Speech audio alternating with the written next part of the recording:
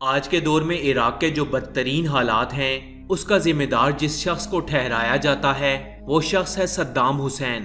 لیکن میں یہ سمجھتا ہوں کہ عراق کے جو بدترین حالات بنے اس کا ذمہ دار ہے یہ گدھا، کیونکہ صدام حسین کے دور حکومت میں صدام نے یہ پریڈکشن دی تھی کہ عراق پر کوئی بھی ملک قبضہ نہیں کر سکتا، اگر کوئی کر سکتا ہے تو وہ ہے خود صدام حسین، اور یہ پریڈکشن پورے طریقے سے سچ ثابت ہوئی۔ اس تصویر کو دیکھیں، یہ کویت میں موجود تیل کے کنویں ہیں جن پر قبضہ کرنے کے لیے عراق نے کویت پر حملہ کیا، لیکن یہاں سوال یہ ہے کہ عراق تو خود تیل کی دولت سے مالا مال تھا، تو پھر صدام حسین نے صرف تیل حاصل کرنے کی خاطر خود مسلم ملک ہوتے ہوئے ایک مسلم ملک پر حملہ کیوں کیا، اور حملہ کرنے کے بعد کویت پر قبضہ بھی کر لیا۔ آج کی ویڈیو میں ہم کویت اور عراق کی جنگ کے بارے میں بات کریں گے کہ کیسے اس جنگ نے اہل عرب کی بنیادوں کو ہلا کر رکھ دیا، اس جنگ سے عراق کو کیا ملا، کویت نے کیا کھویا، اور امریکہ کو اس جنگ سے کیا فائدہ ہوا۔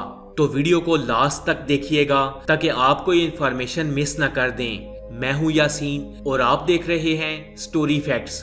1979 میں ایران میں انقلاب آنے کے بعد 22 سپٹمبر 1980 کو عراق نے ایران پر حملہ کر دیا، جس میں کویت، سعودی عرب اور امریکہ سمیت کئی ممالک نے عراق کا ساتھ دیا۔ سعودی عرب اور کویت نے مل کر عراق کی ہر طرح سے مالی مدد کی، لیکن دونوں ممالک میں کسی کو بھی ایک دوسرے پر فتح حاصل نہیں ہوئی اور یہ دونوں ممالک برابر رہے۔ اس جنگ کے ختم ہونے کے بعد عراق مالی طور پر انتہائی کمزور ہو چکا تھا، اور پھر سعودی عرب اور کویت نے عراق سے اپنے پیسے واپس مانگنا شروع کر دیے۔ کویت عراق کے ساتھ موجود بارڈر کے عین قریب رومیلیا کے علاقے میں ڈرلنگ کر کے تیل نکال رہا تھا، لیکن عراق اس بات سے بے خبر تھا، اور کویت کو یہ بھی ڈر تھا کہ اگر صدام حسین کو پتہ چل گیا تو وہ کویت کو نقصان پہنچا سکتا ہے، کیونکہ عراق اور کویت کے بارڈر کا تنازع سلطنت عثمانیہ کے بعد سے چلا آ رہا تھا۔ اب عراق چونکہ کویت کا مقروض تھا تو کویت اور سعودی عرب نے مل کر پلان بنایا کہ اس سرحدی تنازع کو حل کر لیا جائے۔ چنانچہ کویت اور سعودی عرب نے صدام حسین کو بلایا اور اس سرحدی تنازع کو حل کرنے کی بات کی، لیکن صدام حسین نے جو جواب دیا وہ انتہائی حیران کن تھا، اور وہ جواب یہ تھا کہ بالکل نہیں، بلکہ صدام حسین نے تو یہ تک کہہ دیا کہ کویت تو شروع سے ہی عراق کا حصہ ہے۔ صدام حسین نے کویت کو پیسے واپس کرنے سے بھی صاف انکار کر دیا۔ کیا آپ جانتے ہیں کہ صدام حسین نے ایسا کیوں کہا؟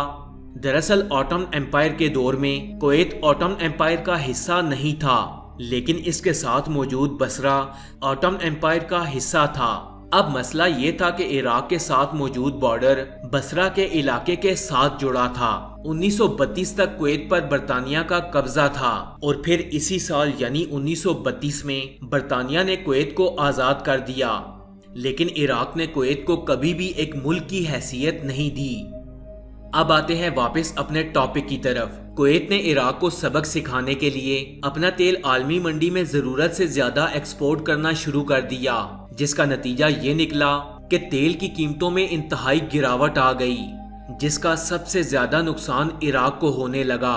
کویت عراق کے ساتھ موجود بارڈر کے عین قریب سے تیل نکال رہا تھا، اور تیل کی قیمتیں $20 سے کم ہو کر $13 تک پہنچ چکی تھیں۔ اب کویتی امیر جابر الصباح عراق کو نقصان تو پہنچا رہا تھا، اور وہ یہ بات بھی جانتا تھا کہ عراق معاشی طور پر کمزور ہو چکا ہے، لیکن جابر الصباح شاید یہ بھول گیا کہ عراق عسکری طاقت کے اعتبار سے اب بھی انتہائی طاقتور ہے۔ اتنے بڑے نقصان سے صدام حسین تلملا اٹھا، اور اسی دوران عراق کو یہ بھی پتہ چل گیا کہ کویت بارڈر کے قریب سے تیل نکال کر بیچ رہا ہے، اور عراق تو ویسے بھی موقع کی تلاش میں تھا۔ صدام حسین نے 1 لاکھ سے بھی زیادہ فوج اور 2000 ٹینکس عراق اور کویت کے بارڈرز پر لا کھڑے کیے۔ سعودی عرب نے اس حملے کو روکنے کے لیے کویت اور عراق کے درمیان جدہ میں مذاکرات کروائے، لیکن بجائے اس کے کہ کوئی حل نکلتا، بات ایک دوسرے پر الزامات تک جا پہنچی، اور کویت کے ولی عہد شہزادہ زید نے عراقی نائب صدر عزت ابراہیم کو دھمکی دے ڈالی کہ اگر بات جنگ تک پہنچی تو دنیا کے سب سے طاقتور ملک کویت کے اچھے دوست ہیں۔ اس دھمکی کا نتیجہ یہ نکلا کہ بات اور بڑھ گئی۔ اور پھر ٹھیک 2 دن بعد یعنی 2 اگست 1990 کو عراق نے کویت پر حملہ کر دیا۔ عراقی ٹینکس نے کویت پر بمباری شروع کر دی اور عراقی کمانڈوز ہیلی کاپٹرز کی مدد سے کویت کے اندر اترے۔ اب ایک طرف تو چھوٹا سا ملک کویت تھا اور دوسری طرف ایک زبردست عسکری طاقت رکھنے والا ملک عراق۔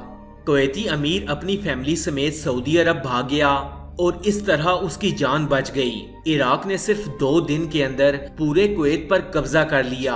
اب کویت اور اس کے تیل کے کنووں پر عراق اور صدام حسین کا قبضہ تھا۔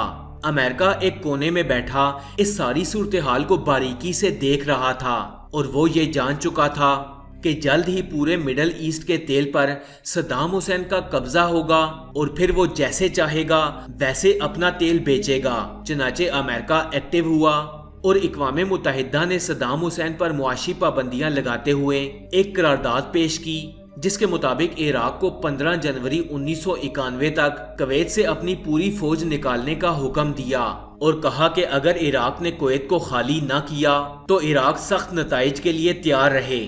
عراقی صدر صدام حسین نے اپنی فوج کویت سے نکالنے پر صاف انکار کر دیا، جس پر اقوام متحدہ کے آرڈر پر امریکہ اور اس کے اتحادی ممالک کی تقریباً 7 لاکھ سے زیادہ فوج سعودی عرب میں اکٹھی ہو گئی۔ 16 جنوری 1991 کو امریکن آرمی کے زیر قیادت عراق کے خلاف آپریشن ڈیزرٹ سٹارم کا آغاز کیا گیا۔ عراق جو پہلے ہی جنگ لڑ کر کمزور ہو چکا تھا، اس 7 لاکھ فوج کا مقابلہ نہ کر سکا۔ چنانچہ عراق نے ایک چال چلی اور اسرائیل پر میزائلوں کی بارش شروع کر دی۔